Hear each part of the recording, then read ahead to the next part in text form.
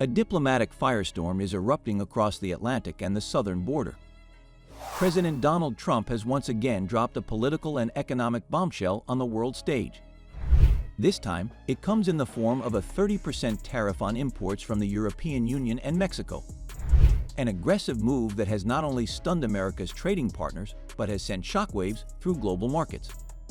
From Brussels to Mexico City, leaders are furious. Sovereignty has been invoked. Retaliation has been promised. And yet, Trump remains firm, claiming the tariffs are bringing in hundreds of billions to the U.S. economy. But behind the headlines lies a deeper story of economic muscle, geopolitical tension, and a growing mistrust between allies.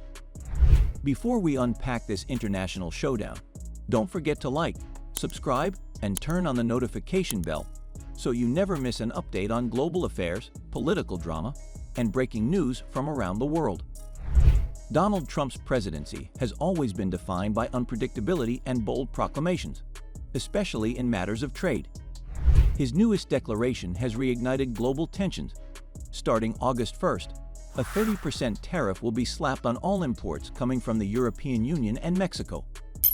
It isn't a vague proposal or speculative policy. It's a direct economic attack that threatens to spiral into a full-scale trade war. What makes this particularly alarming is the breadth and timing of the move. It wasn't limited to one country or one product category. The tariffs are all-encompassing, and they arrive as many nations are still stabilizing their economies from the global shocks of inflation, war, and energy instability. The EU, under the leadership of Ursula von der Leyen, didn't take long to respond. In a sharply worded statement, she criticized the move as disproportionate and a breach of long-standing trade norms. She reaffirmed the EU's readiness to negotiate, but warned that if Trump follows through with the 30% tariffs, Brussels will implement proportionate countermeasures. This means higher tariffs on American goods imported into the European Union, ranging from agricultural products to tech and automobiles. Meanwhile, Mexico's response was equally direct. President Claudia Sheinbaum called the move an unfair deal and categorically refused to compromise on national sovereignty. She acknowledged cooperation on border security with the U.S., but said bluntly that Mexico had done more than its fair share. Trump's demand that Mexico do more to prevent North America from becoming a narco-trafficking playground struck a nerve. It wasn't just an economic provocation, it felt like a political insult. Sheinbaum, however, maintained confidence that an agreement could still be reached, but not at the expense of her country's dignity. Trump's justification for the tariffs is rooted in what he describes as an unfair and unbalanced trading system. In his letter to von der Leyen, Trump complained about the long-term, large, and persistent trade deficits that the United States has endured, allegedly caused by EU tariffs, non-tariff barriers, and trade regulations. He emphasized that the trade relationship has been far from reciprocal, and the time for discussion has passed. But critics argue that Trump's analysis is simplistic and self-serving. Trade deficits don't automatically imply unfair trade. They can reflect differences in investment flows, consumption, and even currency strength. Yet, Trump continues to use the deficit narrative to justify sweeping protectionist policies. This is not the first time Trump has targeted the EU. Back on April 2nd, he proposed a 20% tariff, and soon after, he threatened to double it to 50% as trade negotiations stalled. Both Washington and Brussels were hoping to hammer out a trade agreement before July 9. But as of now, talks have reached an impasse. In 2024 alone, the U.S. trade deficit with the EU stood at $235.6 billion. While Trump frames this as an injustice, the EU views it as a reflection of consumer choice and competitive exports. But it's not just Europe in Trump's crosshairs. In the same breath, he's expanded his tariff strategy to include other key U.S. trading partners: Japan, South Korea, Canada, and Brazil. Canada, which is part of the United States-Mexico-Canada Agreement, USMCA, received a letter from the White House threatening 35% tariffs unless new terms are negotiated. The irony here is stark. The USMCA was championed by Trump as a landmark deal. Now, just a few years later, he's threatening to undermine it unless new concessions are made. At the G7 summit in Canada last month, the tension was palpable. Trump stood among world leaders like Emmanuel Macron, Keir Starmer, Giorgia Meloni, and Ursula von der Leyen. Behind the handshakes and photo ops, disagreements simmered.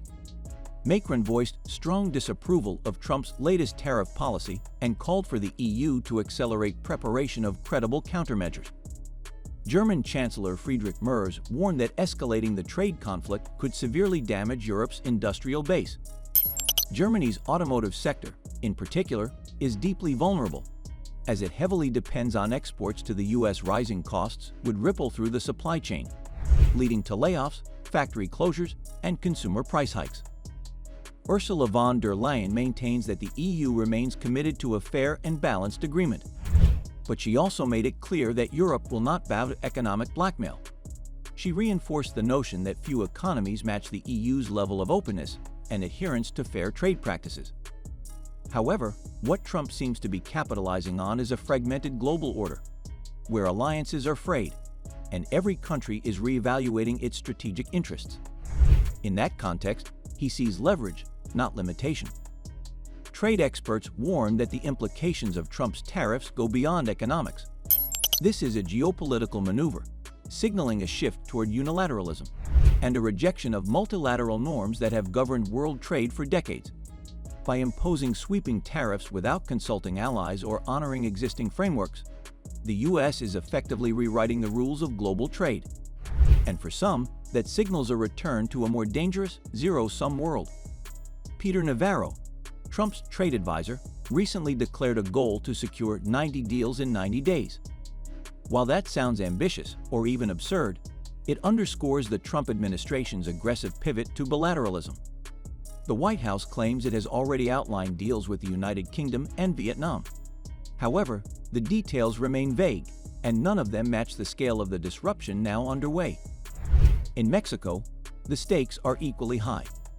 The 30% tariff could cripple its export-driven economy, especially industries like automotive manufacturing, agriculture, and electronics, which rely on the American market. President Sheinbaum emphasized that while Mexico is committed to strong U.S. ties, there are lines that cannot be crossed. Her insistence on preserving Mexican sovereignty suggests that future negotiations will be tense and politically charged. Meanwhile, back in Washington, Trump remains unmoved. In a pre-recorded interview with Fox News, he appeared almost celebratory, insisting that hundreds of billions of dollars are now flowing into the U.S. because of his tariff policies. He acknowledged that some countries are very upset, but brushed it off as a necessary cost of putting America first. But experts question this narrative. While tariffs may bring in revenue, they also raise costs for American consumers and businesses. Historically, such protectionist policies have led to trade retaliation, increased inflation, and a slowdown in growth. Moreover, they damage international relationships built over decades. Perhaps the most concerning aspect is the precedent this sets. If the world's largest economy can unilaterally impose tariffs and demand new deals from allies, what's to stop other nations from doing the same? The principle of stability, predictability, and mutual respect in trade relationships is being tested.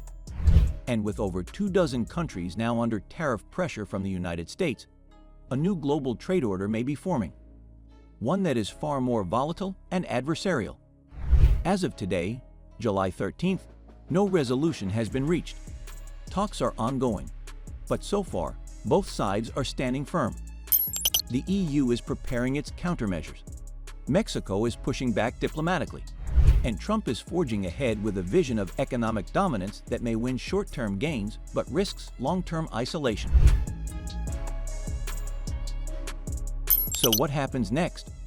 Will the EU and Mexico hold their ground, or will they eventually concede to Trump's pressure? Could this spark a broader trade war that spirals beyond control? And more importantly, what does this mean for the average citizen on both sides of the border? Let us know your thoughts in the comments.